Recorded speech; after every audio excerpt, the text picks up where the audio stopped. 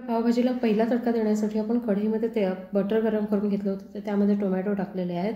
Tomato खूप छान परतून घ्यायचे आहे, त्यामुळे आपल्या पावभाजीला छान टेस्ट येते. त्यानंतर आपण ढोबळी मिरची, नंतर फ्रेश मटारचे दाणे टाकून छान परतून घ्यायचं. बटरमध्ये ह्या भाज्या परतल्यामुळे छान भाजी होते आपली.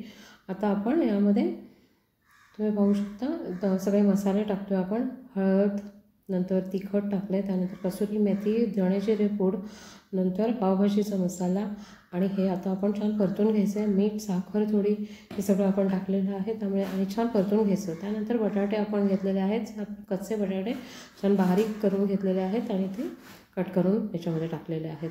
आता त्यात पाणी आणि ते आता छान वाफ येऊ द्यायची त्याला 20 मिनटं. छान शिजवून घ्यायचं आणि त्यानंतर मॅशरने किंवा कढईने मॅश करून घ्यायचं. त्यानंतर आपण दुसरा तडका तयार करतो, ज्याच्यामध्ये बटर टाकले दुसऱ्या कढईमध्ये, नंतर लसणाच्या पाकळ्या टाकल्या 2-3 आणि त्यानंतर कांदा, बारीक चिरलेली मिरची, हे छान परतून घ्यायचं आपल्याला.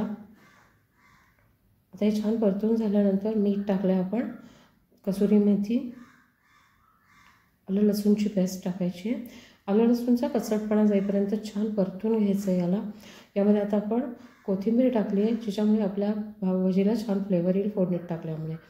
आता हे छान परतून झाल्यानंतर आता आपण मसाले टाकतो आहे.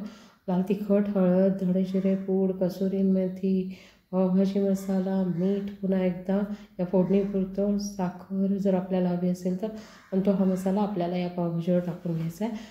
उरलेला जो मसाला असतो कढईला, तो आपल्याला पाणी टाकून यावर पावभाजीमध्ये मिक्स करून घ्यायचा आहे आणि आता छान मिक्स करून घ्यायचं.